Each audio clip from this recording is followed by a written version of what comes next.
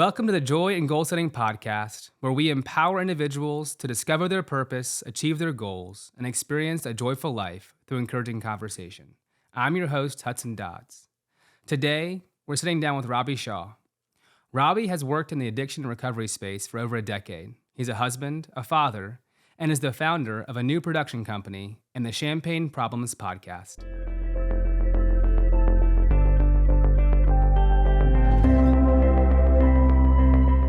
Robbie, welcome to the show. So happy you're here. Thank you, Hudson. Good to be here. So, Robbie, we ask everyone where you're from, what you're currently doing, and I'm going to ask you, what's your favorite thing to cook?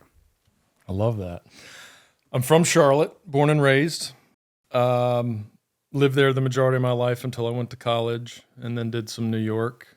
Then I did some Portland, Maine. Then I did some Seattle, some Greenville, North Carolina, and then back to Charlotte.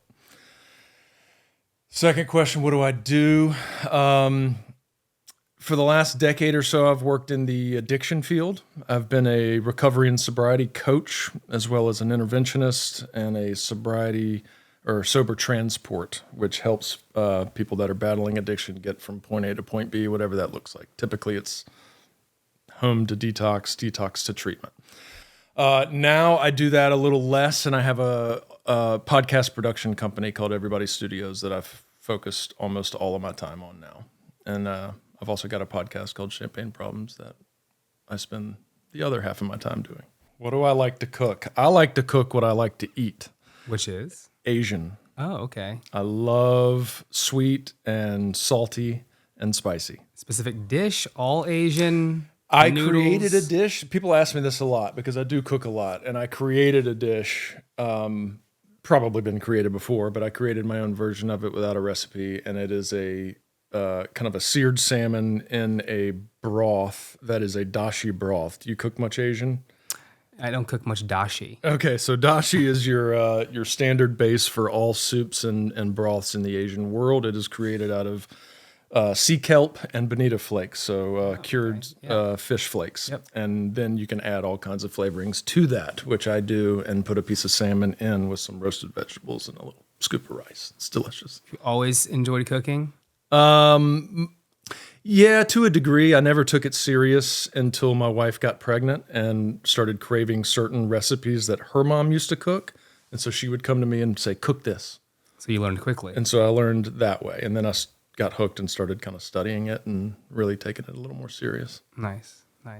Cooking for me reminds me of my mom. My mom always was cooking. We were always in the kitchen. That's where we hung out.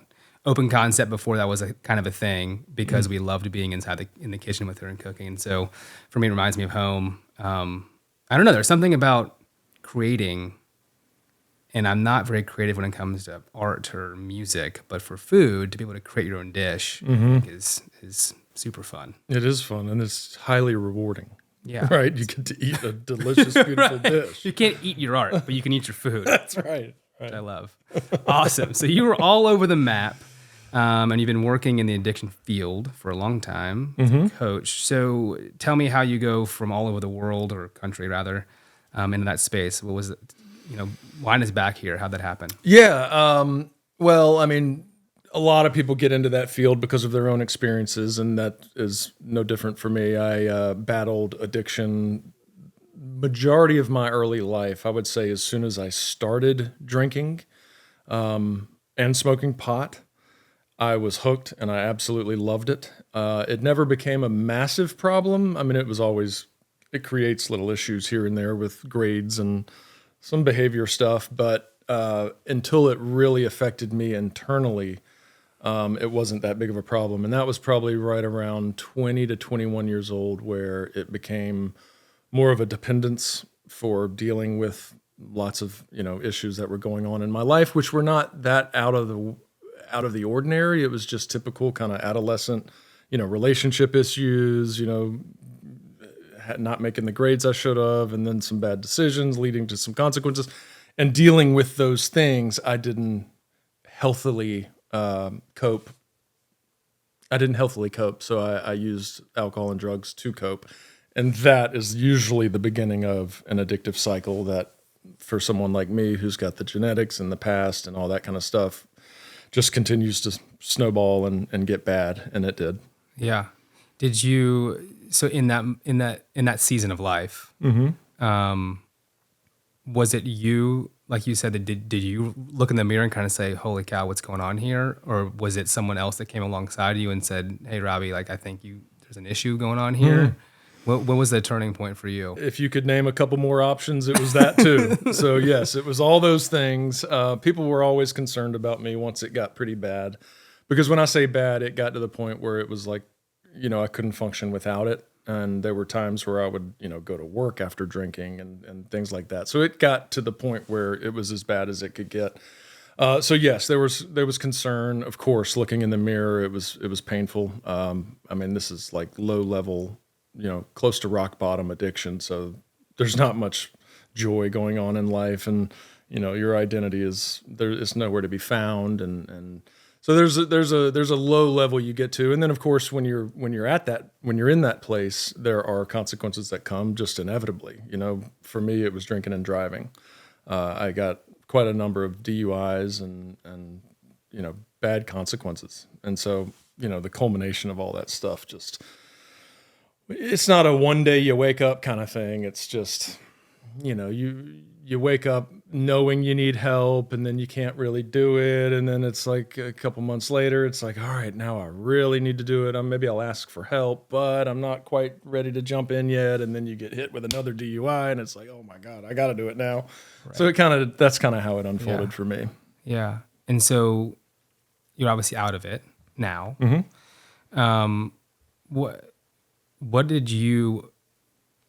What framework how did you get out of addiction? Was it your own self? Did you have help alongside you? What was your process? Well, it was both. I certainly needed to learn how to live life without a crutch. And having had that crutch for so long, at least during those developmental years, I really had to relearn a lot of things. And so when I first stopped, I don't say that I fixed it or whatever. I mean, I still am an addict in a lot of different ways. Yeah. I mean, we all are addicted to something.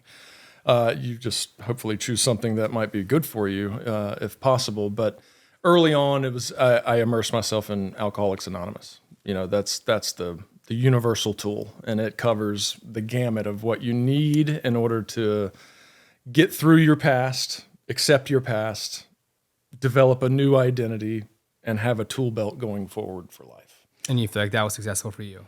It was. Now, I haven't been completely sober this whole time since I stopped. So I stopped when I was 29 years old in 2006. I haven't had a sip of alcohol since. So it's almost 18 years now.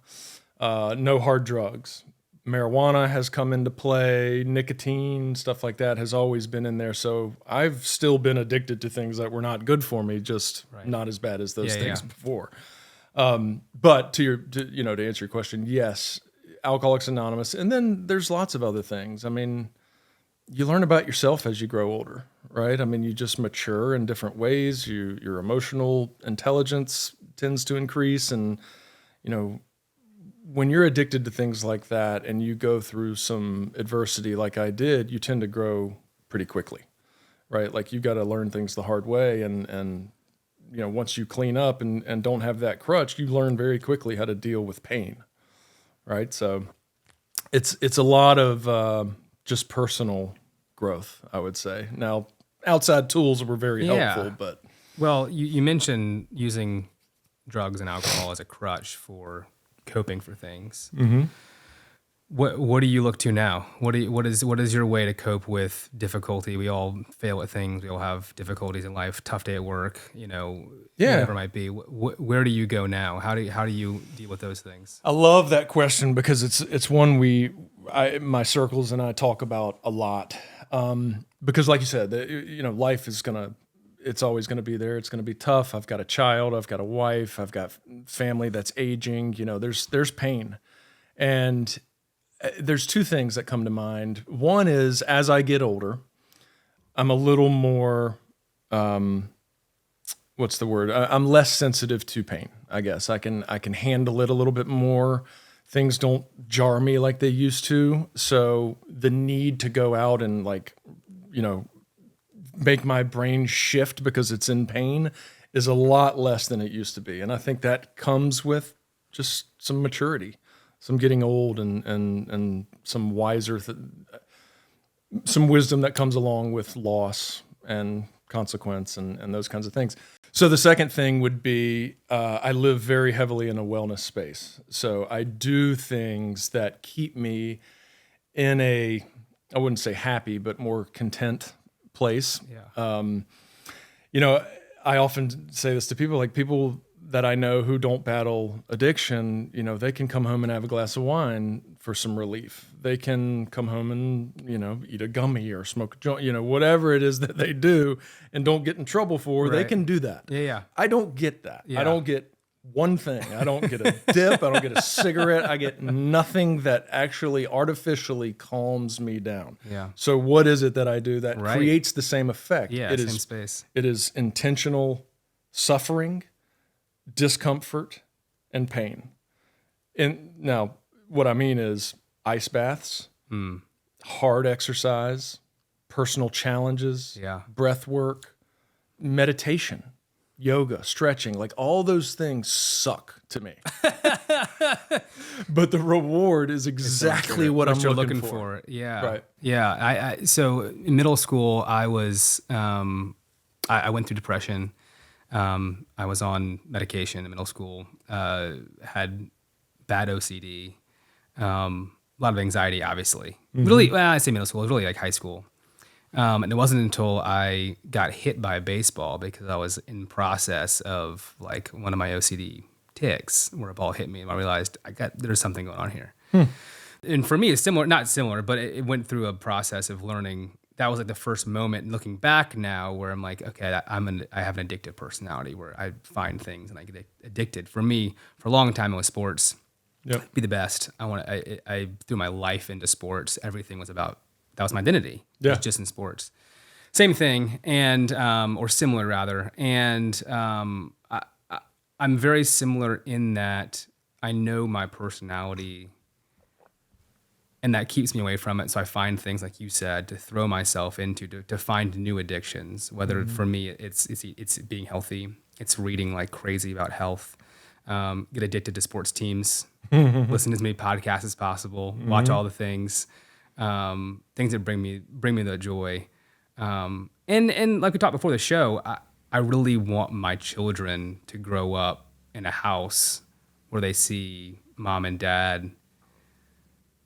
I hate to use the word addicted, but throwing themselves into things that are not about themselves. Because addiction really is self-serving. Yeah. Right? It's just about, how do I satisfy me?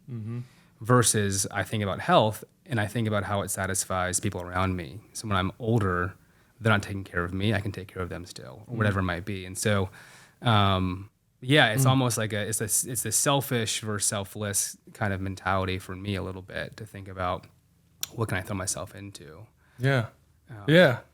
Well, that's a great point. And so two things pop into my mind as you were talking.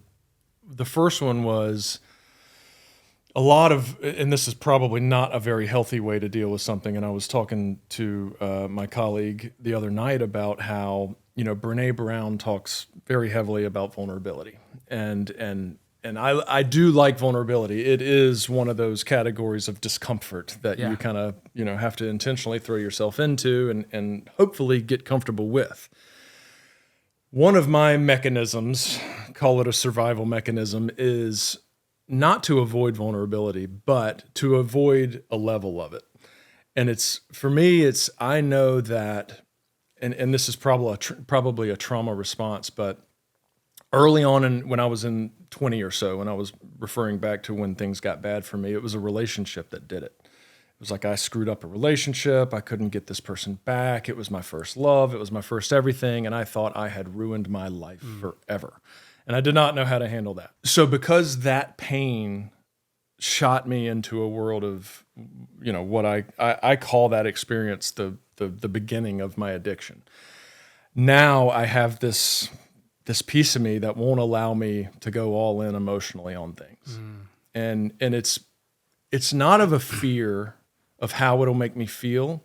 It's a fear of that level of pain that'll make me drink The again. response, right? What it'll cause you to do. Exactly. Yeah. And I can't drink again. Go there. Right. Right. And I can't have that happen. That is my number one goal. And that is part of the recovery that I'm in and it's what I had to tell myself when I stopped drinking, or else I would have had another one. I would have convinced myself it's okay to have a glass of wine or something after 10 years. Yeah.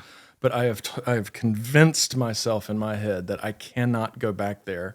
Therefore, I have to do whatever it takes not to. And that's one of them. Yeah. Well, it's really interesting parallel with our framework, which is we talk about deliberately practicing something. In order for you to practice and set goals in the way that we talk about it, it has to be something that's outside of your comfort zone, but not too far so that you get to where you never achieve it, because then you quit, right? But it has to be just enough. And the energy that's released is when you go from outside your comfort zone to back in and back and forth. And it's right at that moment is when the energy is released. So like the cold bath kind of thing, when it's like, I don't want to do this. I physically, all that's in me doesn't want to. And you do it, there's that immediate jolt of a reward system because it's outside your comfort zone. But you don't stay there forever. No. One, you die. But two, you'd be miserable. You wouldn't be happy anymore. But when you get out, you're again rewarded for what you just achieved. That's right. And so for goal setting, it's the same kind of thing. It's like, how can we continue to set these goals that are just outside of our comfort zone, but they don't make us bored? Because once we achieve them, we either continue on with that, and that's where people quit, move jobs or whatever. But if we set the next goal that's, again, just outside the comfort zone, a little bit hard, it's not easy, Oh man. then keep going. Yeah. Right. I love it. And I think it's almost, it's such a parallel to the addiction side of, I don't want to say addicted to the positive chemicals, but a little bit of addicted to the positive chemicals we talk about is we want to continually release the chemicals, not just the goal achievement, but the goal pursuit. And as we're doing that, we can become addicted to joy is really what it is. Sure. So, all right. So, before we had this conversation, I was thinking, what is he going to ask me? And part of where my head went was, where am I right now in this moment, and how could I benefit from you all's program? And I thought about, all right, I'm sober. I've got a happy wife. I got a happy kid. I've got a new company. I got great colleagues. I've got great opportunities. Like all these things, on paper look wonderful. Yeah. I'm actually helping people. I work in a world where I save people's lives. You'd think I'd walk around pretty tall. Yeah. Pretty joyful all the time. I'm not, I don't. I still have these things inside of me that make me feel like I'm either stuck or I'm not good enough or I don't deserve the compliments. And if you knew my past, and I'm kind of, held down by that inner voice. But what does make me walk tall are the things like the ice baths and the things that are exactly what you're talking about, a little out of my comfort zone that I make myself go do. And it's not like the cold water is, getting out and gives me the reward. It's the fact that I beat my own brain. Right. That makes me walk tall. Yeah. And that's because what you're doing when you achieve that is we would say you're becoming the person you want to be. And that gives you the reward. When we're drinking more and more, it's not aligning with our values. And so we feel depressed, even though we do it more and more. And so as you get outside your comfort zone, you achieve them, you're becoming the Robbie you want to be. You're becoming the Robbie you want your kids to see. You're becoming the Robbie that you want your great-grandkids to see. And that is a joyful life. Absolutely. Well, I'd love to touch on the coaching aspect. What was that experience like for you? Are you still coaching on the side sometimes with people? I think the word coach gets thrown out a lot. We talk about coaching in our practices. What was that like for you? Did you ever see yourself as a coach prior to doing that? Well, I think where it really became valuable is when I realized that I was naturally good at this particular topic. So, did I see myself as a coach before? Not necessarily. I mean, in certain areas, like you said, I was an athlete. I played basketball in college, like basketball. That was my identity. Now I could go coach kids and that kind of coach. I'm decent at directing and managing people and helping them, trust me and do the things I want them to do. But that did translate over into the world of recovery and sobriety, where people would come to me and, hey, I don't know what to do. I'm stuck. I can't stop. Those kinds of hurdles and issues are where I've been through it. And so, there's no school you can go to for that. No. That is a shell of a man kind of place that you get to that only you can work yourself out. There's no AA, there's no sponsor, there's no friend, there's no family that can really get you where you need to get here. They can help and they can support and they can direct, but it's truly you that has to do it. They always say, you've got to want it. It's an inside job, So having done that, having been through that experience naturally gave me the coaching skills for people who are going through a similar experience.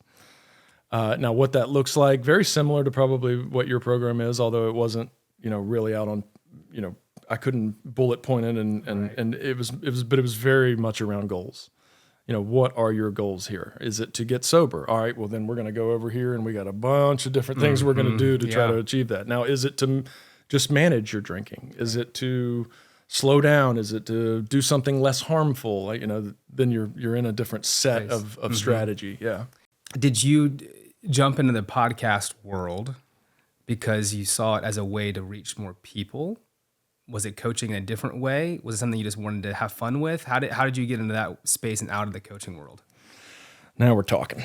I love this conversation. So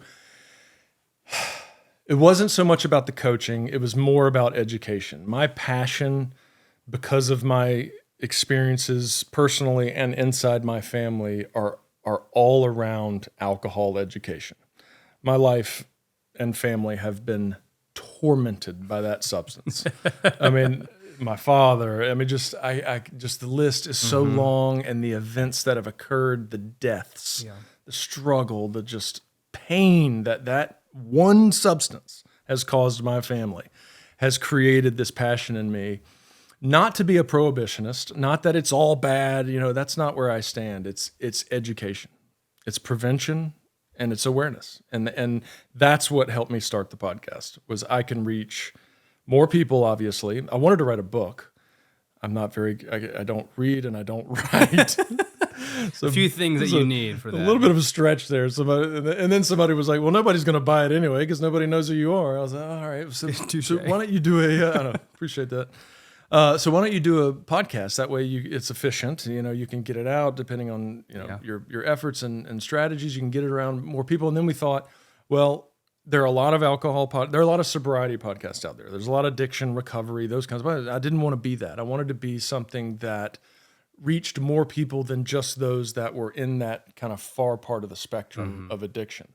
And so we thought about alcohol through a wellness lens. And so not, are you addicted? Are you an alcoholic? More, how is it affecting your sleep? How is it affecting your work performance, your marriage, your parenting strategies? And it worked. More people listened to it. In the sobriety world, it's like this little sliver of the population. Alcohol touches everybody. Yeah. It just does. Whether you can not drink alcohol and it still touches you some way. You got an uncle. I guarantee you got an uncle. Yeah. You know. So that was kind of the idea there, and then it just evolved from there. So the podcast, it just spread far and wide, and people listen to it because we touch on so many different aspects of wellness as it relates to alcohol. Yeah. Well, and one of the life roles that we talk about and that, we would set goals around is health. And so obviously as a framework, we believe in health is part of who we are as humans. And it's one that we need to take seriously.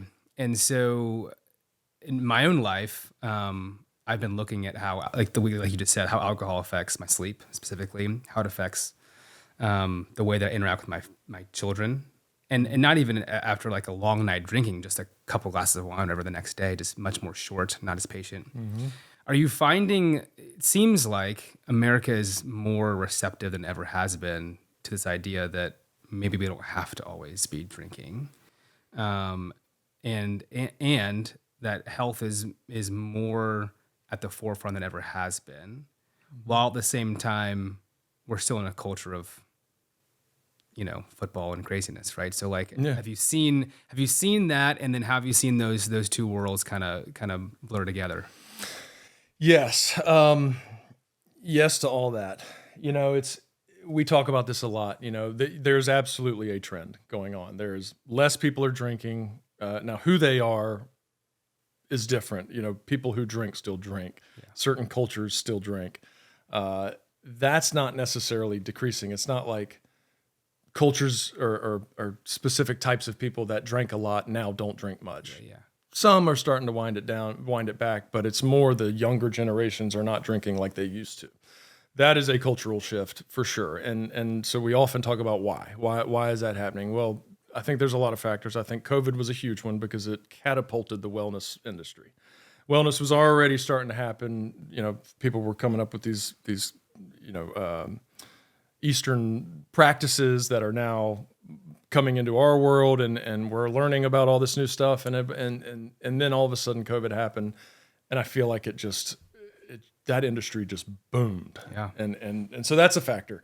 People are more health conscious. People are more aware of it, but also the technology. And now just information is boom, boom, boom, boom, boom. Before you had to go find a book, you had to, hear it in a conversation and then seek it out. Now you're being bombarded with it. You can pick it up anywhere. Exactly. Yeah. And at the same time, there's, lending itself to that is the research and the science behind the harmful effects of alcohol. Yeah, I think the science seems to be so much deeper and more relatable than it ever has been. Right. Well, and they're kind of protruding through, the old efforts to squash that information. Right. Right. Like now there's more people that are coming through saying, all right, enough is enough. This stuff is not good for you. Yeah. Before there was some decent efforts to not allow you to know that information. Yeah, right. So you said you started a new career, a new job, your studios. Yep.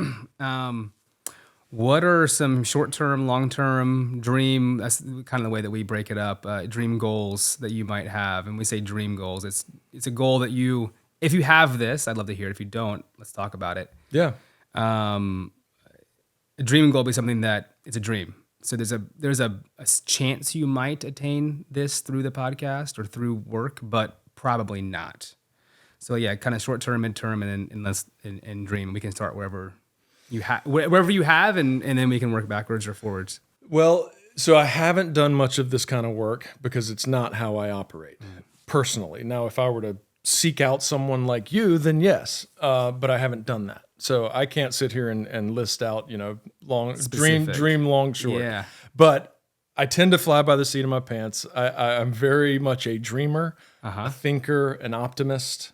I have a wild imagination, and I live very authentically now. And so I do feel like that fuels a lot of positivity, which leads to potential success. And success can look like a lot of things, and that's kind of a different subject. But let's talk about dreams then. If you're a dreamer, let's go there. Man, my dreams. What is the and we can say podcasts, but maybe what that could lead to, I think, is probably better. So like work, like let's just say your work role as a human. Mm-hmm. So Robbie, what's your daughter's name? Finley. When Finley is one day, you'll be super, super old, and she's telling her grandkids, maybe just her kids, about you. Mm-hmm. What do you hope she says about you and your life work role as a human? Like what kind of a worker would you want her to say? You've done what? You are what? Well, I think I would like her to brag about my work and life balance. There was a time where I was raised by an American man. He made his money on his own, and he was successful, and he boasted about it, and he bought the Mercedes, and he was a member of the clubs, and he did all those things, and he died unhappy. But I grew up in that world. And so I have it ingrained in me that those things I need to check off they matter. in order to have a fulfilled life. Now the problem is I don't believe that but it's just in there. It's inside. And so I really want those things. I do want to make a lot of money. I do want my production company to grow and franchise and become a pinnacle in that world. That's what I want. And I want to be the damn face of it. Mm-hmm. Yep. Now, is that going to make me fulfilled? And is that what I want my daughter to brag about? No. I want her to hard worker, but was also home. Yeah. The public loved him. I'm proud of him. Yeah. He was funny. He loved my mother. He supported me. Through everything I did, he supported me. That's what I want her to say about me. So as it pertains specifically to work, then someone who works unparalleled work ethic while balancing it with home life. Absolutely. Impacted others is what I'm hearing through work, right? Always. And not just others. I would say impact the masses. Yeah. Right. I mean, you want the studios to be, if you're talking about franchising and a pinnacle, it's not just impacting those around you, but it's impacting the masses. Mm-hmm. Which is like we talk about coaching to podcasts now, right? So your work ethic is extremely strong. You have a good family life, good work-life balance, and you impact millions of people, essentially. Yes. That would be what you'd hope, right? That is what it is. The impact in the workspace, I want it to be where my existence kind of came from, which is that mental health, well-being space. Right. That's how I want to impact people to go into that. So we would somehow, if I was writing it out, we'd write that into like a vision statement for you, and you could look at it and say, that's the kind of, that is, I'm working through work. The reason why I wake up each day, the reason why I do this is so that I'm becoming that person, right? I'm becoming someone who's well-balanced, but I'm impacting millions and I work my tail off, right? Mm-hmm. And so then we'd say, okay, well, in order for that to be even a possibility, which we would drag it a little more because it'd be something that really isn't possible, because you could probably be all those things. So we'd maybe add a little bit. But the point is, I'm going to say, okay, for that to happen, a dream goal when you're towards the end of your life, 80s, whatever it might be, 90s, 75, 60, whatever, what would you need to achieve a dream goal that maybe you could do? Like maybe you could do this dream by 60 in work? In work? In work specifically. Okay. So maybe, you would achieve this. Maybe. It might be achievable, but it's a dream still. Can it be make a certain amount of money? Sure. Because that's all it really is. Because, I mean, yes, it's like that's changing lives and impacting lives and all that. But really, as long as you feel that when you make your X number, that it's helping you become the person you want to be, which is that vision. Well, that's the point. That right. the number has to do with what it will allow me to do. Right. So exactly. So let's throw a number out. Let's have fun. What would that number be? Let's say by, I don't know, whatever. I mean, I can function off very little. But let's shoot it up there since it's a dream. It's a dream goal. So $10 million. So a dream goal, you have you've made 10 million or you're making 10 million. Oh, I don't know. I mean, I thought you were asking more like in the retirement years. Well, like dream goal, like at this point, like I've hit my dream as it pertains to work. Like my work is I've made 10 million or I am grossing 10 million a year in my production company. It's a dream goal. What do you want? Like, it has to be somewhere to achieve. You want it to be able to say like, I could get there, but probably not, to keep you going. Well, then we got to go higher. Okay. Because I think we can get there. Yeah. So it's not a dream then. Yeah. Yeah. My colleagues are going higher, more. Please, more, we need to make more than that, Robbie. Let's say 50. Okay.